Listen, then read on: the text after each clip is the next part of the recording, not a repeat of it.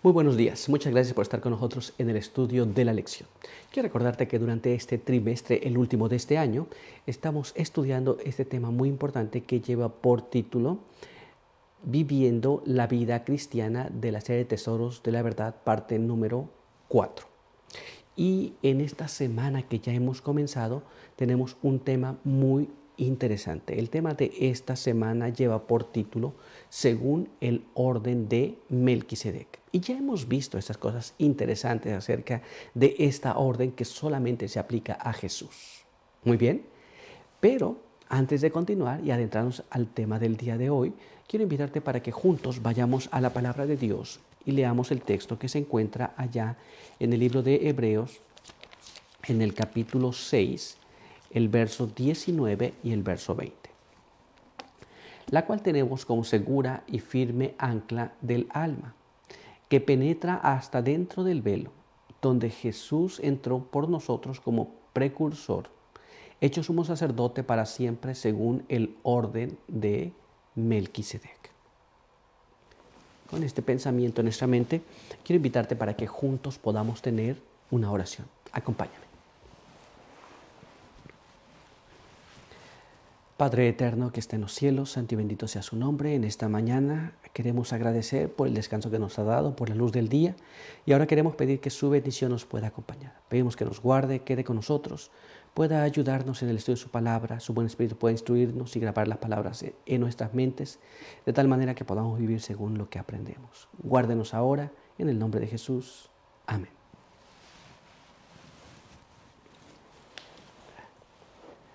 Muy bien, pues vamos a continuar con nuestro estudio para el día de hoy. Y el apartado para el día de hoy lleva por título Fundamento del ministerio de Melquisedec. Y nuestra primera pregunta nos dice así: ¿cuál es el fundamento de la fe cristiana? Esto es, ya sabemos que este sacerdocio Melquisedec solamente se le atribuye a Jesús, pero ¿cuál es el fundamento de la fe cristiana? ¿En qué se funda la fe cristiana? Vamos a tratar de entender estas cosas. Y para ello, quiero invitarte para que juntos vayamos a la palabra de Dios y leamos lo que está escrito en el libro de Mateo, capítulo 16. Y allí vamos a leer el verso 16 hasta el verso número 18. Mateo capítulo 16, verso 16 al verso 18. Y leemos allí. Respondió Simón Pedro: tú eres el Cristo, el Hijo del Dios viviente.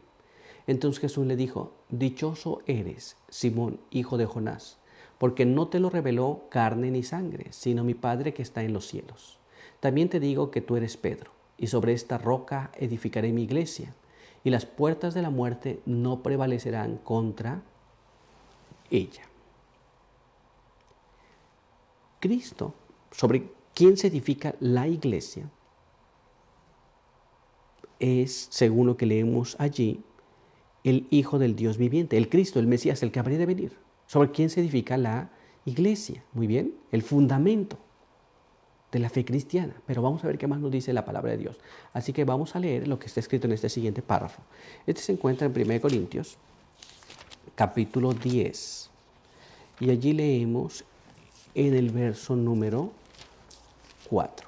Y leemos así: y todos bebieron de la misma bebida espiritual, porque bebían de la roca espiritual que los seguía, y la roca era Cristo. Aquí tenemos muy claro que la palabra de Dios establece que la roca es Cristo. Muy bien, Él es la roca, de la cual leímos en el libro de Mateo. ¿Estamos claros? El fundamento de la iglesia, sobre lo que se edifica la iglesia. Pero ¿qué más nos dice la Biblia? Vamos a ver ahora lo que está escrito en este siguiente párrafo. Acompáñame a leer lo que está escrito en 1 Corintios, capítulo 3, en el verso número 11. Porque nadie puede poner otro fundamento fuera del que está puesto, que es Jesucristo. La Biblia nos explica entonces que el fundamento de la fe cristiana, esto es, la base de la fe cristiana, es Cristo. Muy bien, no es otra cosa, es Cristo. Muy bien, es la roca sobre la que dijo: sobre esta roca edificaré mi iglesia. Muy bien, esto es Cristo. ¿Estamos claros? Pero vamos a ver lo que nos dice la pluma inspirada. Así que vamos a ver lo que está escrito en este siguiente párrafo que se encuentra allá en el Deseado de las Gentes en la página 380. Y ahí leemos de esta manera. La verdad que Pedro había confesado es el fundamento de la fe del creyente. Es lo que Cristo mismo ha declarado ser vida eterna. Pero la posesión de este conocimiento no era motivo de engreimiento. No era por ninguna sabiduría o bondad propia que Pedro, por lo que le había sido revelada esa verdad. Nunca puede la humanidad de por sí alcanzar un conocimiento de lo divino.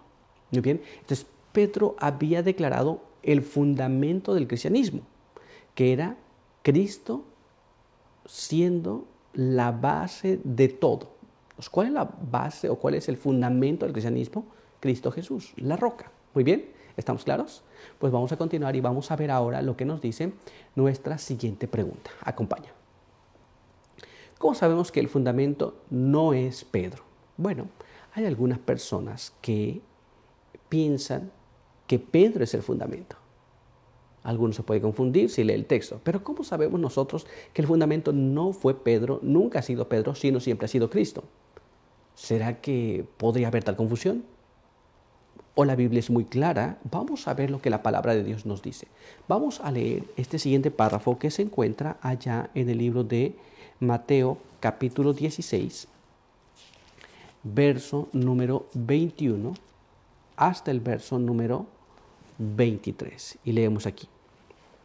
Desde aquel tiempo comenzó Jesús a declarar a sus discípulos lo que le era necesario ir a Jerusalén, padecer mucho de los ancianos, de los principales sacerdotes y los escribas, ser muerto y resucitar al tercer día. Y Pedro lo llevó aparte y empezó a reprenderlo. Le dijo: Señor, lejos de ti, de ningún modo te suceda eso.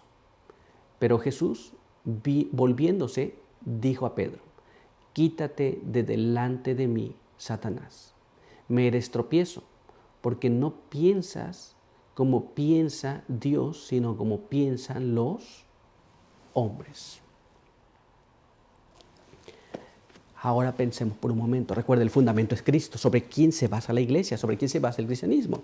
¿Cómo sabes que Pedro no puede ser el fundamento de la iglesia? Pues sí, precisamente aquí Pedro es llamado Satanás. Esto es, Satanás estaba ocupando a Pedro para que Jesús de alguna manera fuera persuadido para no hacer lo que tenía que hacer. ¿Nos damos cuenta? ¿Estamos entendiendo? Esto es, este no puede ser el fundamento, porque el fundamento era Cristo. Cristo sabía su misión, sabía lo que debía hacer, y si Cristo no hubiese muerto, la iglesia nunca hubiera existido como cristianismo. ¿Nos damos cuenta? Así que esta es una de las maneras por las cuales sabemos que Pedro no es la roca, no es el fundamento. Pero algunos pueden estar todavía en la misma idea. Vamos a ver qué más nos dice la Biblia. Vamos a leer lo que está escrito en este siguiente párrafo, que se encuentra en el libro de Jeremías, en el capítulo 17 y el verso número 5. Veamos lo que nos dice. Así dice el Eterno: maldito el que confía en el hombre, el que se apoya en la carne y su corazón se aparta del Eterno. Recordemos que Pedro era un ser humano como tú y como yo, con la bendición de haber conocido a Jesús y haber caminado con Él, pero nosotros no podemos apoyarnos en Pedro. Pedro era un ser humano como tú y como yo. Jesús era un ser divino. Muy bien, hay una pequeña diferencia en esas situaciones, pero vamos a ver entonces por qué Pedro no puede ser el fundamento. Vamos a ver lo que nos dice la pluma inspirada. Acompáñame a leer este siguiente párrafo. Mira cómo dice. Se encuentra en el Deseado de las Gentes en la página 382. Muchos sostienen que una posición de confianza en la iglesia les da autoridad para dictar lo que otros hombres deben creer y hacer. Dios no sanciona esta pretensión. El Salvador declara: todos vosotros sois hermanos, todos están expuestos a la tentación y pueden errar. No podemos depender de ningún ser finito para ser guiados. La roca de la fe es la presencia viva de Cristo en la iglesia. De ella puede depender el más débil y los que se creen los más fuertes resultarán los más débiles, a menos que hagan de Cristo su eficiencia. Entonces, nosotros no podemos depender de una persona. Esto es en el caso de Pedro, que Pedro sea el fundamento. Pero podemos depender de Cristo, la roca. Muy bien. Hemos de saber que si alguna persona piensa que sabe algo, como en el caso de Pedro, que dijo, tú eres el Cristo, ya vimos que no era motivo para que él se sintiera grande y pensar que él podía saber cosas y de él podían depender todos, pues el ser humano está sujeto siempre al error, pero en Cristo Jesús no hay error. ¿Nos damos cuenta? Esto es, Pedro dijo lo correcto al principio, pero después estaba diciendo lo incorrecto. Podemos ver esa pequeña diferencia. Esa pequeña diferencia hace una gran diferencia. Jesús no erró, mientras que Pedro erró en ese punto. Ahora le decía que no le pasara esto, que no fuera a subir a Jerusalén, que no fuera a hacer las cosas. Este no puede ser entonces el fundamento. ¿Nos damos cuenta? Pero vamos a continuar y vamos a ver ahora lo que nos dice nuestra siguiente pregunta. Acompáñame. ¿Cuán importante es la doctrina pura en este fundamento? Esto es, ya sabemos cuál es el fundamento, pero cuán importante es que se mantenga una doctrina correcta, pura, sin pequeñas faltas, pequeñas dificultades en la doctrina o desviaciones de la verdad. ¿Por qué es importante? Vamos a ver qué es lo que nos dice la palabra de Dios. Vamos a leer lo que está escrito aquí en el libro de Primera de Juan, capítulo 2, y allí vamos a leer en el verso número 21. Leemos así. No os escribo porque ignoráis la verdad, sino porque la conocéis, y porque ninguna mentira procede de la verdad. Esto es, el fundamento no puede tener errores. Muy bien. Esto es, se tiene que mantener puro, porque el verso dice que ninguna mentira viene de la verdad. Esto es, no tiene mentira la verdad. La verdad es pura tal como es. Cuando el fundamento tiene errores, no es la verdad entonces. ¿Nos damos cuenta? Porque el verdadero fundamento está libre de error. Pero vamos a ver ahora lo que nos dice este siguiente párrafo. Vamos allá al libro de la segunda carta de Juan, en el capítulo 1, el verso 10 y el verso 11. Si alguno viene a vosotros y no trae esta doctrina, no lo recibáis en casa, ni le deis la bienvenida, porque el que le da la bienvenida participa de sus malas obras. La palabra de Dios nos dice que si alguien viene con una doctrina diferente a la del fundamento, no tiene verdad. Muy bien, no le demos la bienvenida. ¿Por qué razón? Porque si le damos la bienvenida vamos a participar de las cosas que ellos están haciendo y enseñando también. Pero aún hay más cosas. ¿Por qué no debemos aceptar otras cosas que no son la verdad? Vamos a ver qué más nos dice la palabra de Dios. Leamos lo que está escrito acá en el libro de Proverbios, capítulo 4. Y allí vamos a leer el verso número 18. Leamos allí. La senda de los justos es como la luz de la aurora, que va en aumento hasta llegar al pleno día. Entonces, un conocimiento más amplio de la verdad es correcto, pero una verdad que ponga otro fundamento, otra doctrina totalmente diferente de la que ya tenemos, entonces eso no es correcto. ¿Nos damos cuenta? Esto es, si nosotros ya tenemos un conocimiento y avanzamos en el conocimiento sin contradecir lo que ya está puesto como fundamento, estamos avanzando, como el día va esclareciendo. Pero si nosotros, por el contrario, tenemos un fundamento y para establecer una nueva verdad tiramos el fundamento que tenemos, entonces sabemos que no es verdad y no es correcto. ¿Nos damos cuenta? Pues bien, vamos a continuar entonces y vamos a ver ahora lo que nos dice nuestra siguiente pregunta. Veamos aquí. ¿Qué clase de iglesia estará preparada cuando Jesús venga y por qué? ¿Qué clase de iglesia va a estar preparada cuando Jesús va a aparecer en las nubes de los cielos y por qué razón? Vamos a tratar de investigar esto y para ello vamos a ir a la palabra de Dios y vamos a leer lo que está escrito en el libro de Efesios, capítulo 5, verso 26 y verso 27. Y ahí leemos allí.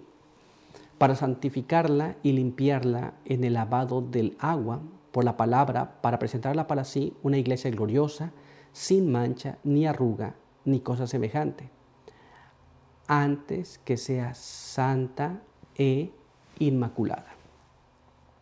Según la palabra de Dios, una iglesia cuando Jesús aparezca, la iglesia que Jesús va a reconocer y va a llevar al cielo será la iglesia que está pura, sin mancha, limpia. Totalmente. Muy bien. Esto es, no tendrá error de principio y tampoco tendrá error al final, que se purificó a sí misma en Cristo Jesús, por supuesto. Pero ¿qué más nos dice la palabra de Dios? Vamos a ver ahora lo que está escrito aquí en este siguiente párrafo, que se encuentra en el libro de 1 de Timoteo, capítulo 3, en el verso número 15. Y si tardo para que sepas cómo conducirte en la casa de Dios, que es la iglesia del Dios vivo, columna y baluarte de la verdad. La Biblia nos dice entonces que la iglesia se va a encontrar como una columna y un baluarte, algo que defiende, que no va a dejar que pase lo que no debe pasar acerca de la verdad. Va a estar una iglesia que va a proclamar la verdad y va a sostener la verdad cuando Jesús aparezca en las nubes de los cielos. No será diferente de esto, ¿nos damos cuenta? Pero vamos a ver cómo nos dice y cómo nos narra este asunto la pluma inspirada. Leamos lo que está escrito en este siguiente párrafo. Mira cómo dice. El conflicto de los siglos, en la página 581, nos explica: Dios tendrá en la tierra un pueblo que sostendrá la Biblia y la Biblia sola, como piedra de toque de todas las doctrinas y base de todas las reformas. Ni las opiniones de los sabios, ni las deducciones de la ciencia, ni los credos o decisiones de concilios tan numerosos y discordantes como lo son las iglesias que representan, ni la voz de las mayorías, nada de esto, ni en conjunto, ni en parte, debe ser considerado como evidencia en favor o en contra de cualquier punto de fe religiosa. Antes de aceptar cualquier doctrina o precepto, debemos cerciorarnos de si los autoriza un categórico "así dice Jehová". Aquí tenemos el asunto muy claro. Esto es, no pensamientos de hombres, no concilios, no mandamientos de hombres, no la tradición, no lo que la mayoría diga, sino lo que dice la palabra de Dios. ¿Cómo se va a encontrar a la iglesia cuando Jesús aparezca en las nubes de los cielos? Una iglesia que sigue lo que está escrito directamente en la palabra de Dios. Una iglesia que no tiene tradiciones ni mandamientos de hombres. Muy bien. Pero por hoy nuestro estudio ha concluido. Así que quiero invitarte para que juntos tengamos una oración. Acompáñame. Padre eterno que está en los cielos, santo y bendito sea su nombre. En esta hora queremos agradecer por permitirnos leer su palabra. Queremos pedir que nos ayude a comprenderla. Queremos pedir que nos guarde también y que mediante el estudio de su palabra cada día podamos conocer su voluntad y así vivir por ella. Quede con nosotros aquí, bendiga a aquellos que nos ven y nos escuchan, en el nombre de Jesús. Amén. Muy bien, pues muchas gracias por estar con nosotros. Recuerda, aquí te esperamos el día de mañana. Por hoy, que Dios te bendiga.